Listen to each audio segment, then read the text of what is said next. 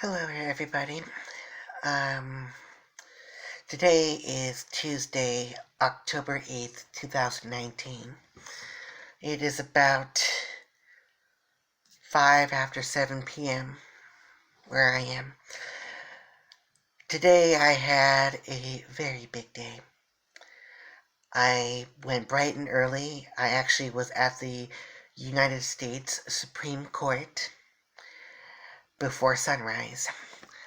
I happened to see a friend slash acquaintance of mine in the Maryland transgender community. Her name is Mia Mason. She is running for Congress in Maryland's first congressional district, which most of it is the eastern shore of Maryland, so vote for Mia. Um, I mostly hung out with her most of the time I was there, wanting to meet new people and just, wanted to, just be there as well. Um, so the reason why I was at the Supreme Court is because there were three cases that were heard today. Two cases involving two gay men who were um, fired for being gay. One of them, if I remember reading correctly, has died, but he was at the time a service coordinator for social services or human services, so somewhat of a colleague of mine in a way. Um, so there was also a third case. I don't know which case was heard first. I have not listened or read the transcripts, but I plan to. But I just want to talk about my thoughts, how I felt during the day. So the other case has to do with a transgender woman who worked as a funeral home employee, and she was on the job for about 6 years thereabouts, and she came out transgender to her boss, and basically the boss did not welcome it, and ultimately she was fired. Same with the other two cases. So these cases today is basically, I think it is fair to say that this is one of the most, if not the most important cases for LGBTQ rights, especially in employment, but overall, since we all need a job, or at least some way of supporting ourselves. So, in Maryland and Washington District of Columbia, gender identity is protected in employment. However, that is not the case in every other state or county. The Fairness for All Marylanders Act of 2014 protects gender identity in housing, employment, and places of public accommodation. DC, through the District of Columbia Municipal Regulations, Title 4, Chapter 8, protects gender identity in housing, employment, education, and places of public accommodation, along with a specific rule for single-stall public restrooms. Sorry, I'm recovering from somewhat of a fever or something like that. So I'm a little congested, so that's why I may sound more nasally than usual.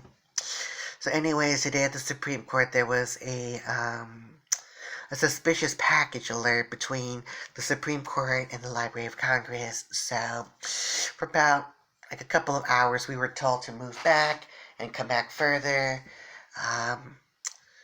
The crowd dispersed and then came back stronger than ever.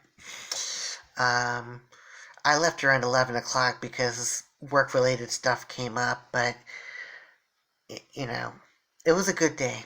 I think I saw on posts through social media there was civil disobedience. People were arrested for blocking traffic, things like that. Um, but even though that type of advocacy or activism is not for me, I do applaud those who were willing to accept the at least the legal consequences of civil disobedience. The Westboro Baptist Church was also there as well. Um, I saw a lot of people that I know in the ally community. I saw people that I know from the transgender community.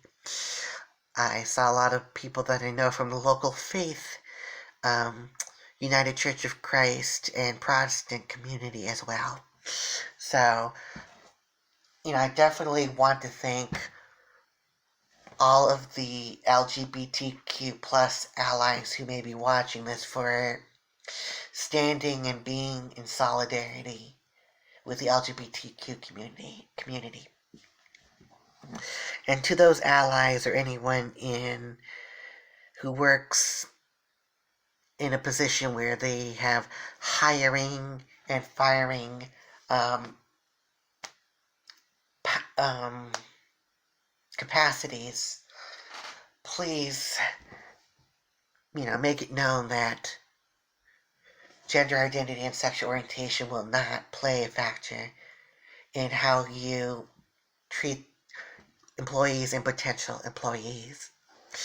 And if you're in a position to influence your company's hiring non-discrimination policy or non-discrimination policy, please add gender identity and sexual orientation. Even if your county, city, or state does not yet or does not have that protection at all. This case, even though I have never been fired or have gotten,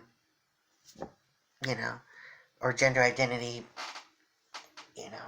but anyways, I've been lucky in terms of my, gender transition. When I first came out at my previous job to my boss in a private conversation, she said she would do what she could to make sure my transition was smooth at my last employer. However, I just needed a change, and I was ready for a promotion in the field. And sometimes, a change in promotion is somewhere else. um, so I got back to the office up in Laurel, and I was talking to my boss briefly about this, and she said she read up on this. And when I told her I was going to take the morning off, she basically was in support, of what I was doing. And I've worked with other LGBT colleagues, and, you know, even though they might not be actively involved with it, I do hope that they also have some appreciation as to what this case can mean. I read a headline that Neil Gorsuch, who was a Trump nominee to the Supreme Court, seemed to be in favor of LGBT rights. So it's possible. I don't know. I am still very cautious about any Trump nominees saying or even hinting that they might be in support of the LGBTQ community because, well, it's Trump. So, I just want to thank you for all your supports. I've been seeing social media posts from people who have not stated that they are part of the LGBT community. I'll just put it that way. And those who are allies, who have posted in solidarity, saying things such as, I stand with LGBTQ people, or please be mindful that today is a stressful day for LGBTQ community people, especially in the workplace. So, my church, Westmoreland Congregational United Church of Christ, has been very supportive of my transition, and I felt that they have been. And I feel that I've been an activist in my congregation for trying, helping them to be more LGBT supportive, or specifically transgender supportive. And I grew up in that congregation since 1996, so they know me and I've been there long enough that I feel comfortable saying something, like saying, hey, this doesn't seem right. Here is what I'm proposing we do. Because I'm the kind of person, if I want results, or if I'm not comfortable with the way one thing, I'm going to say, hey, look, here's my idea of a result, you know. So,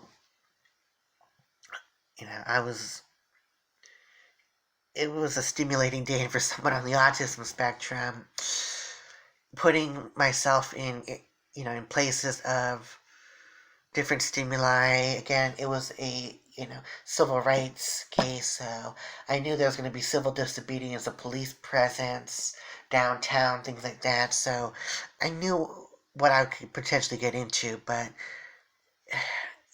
it's worth it. And I've been to the outside to the Supreme Court before.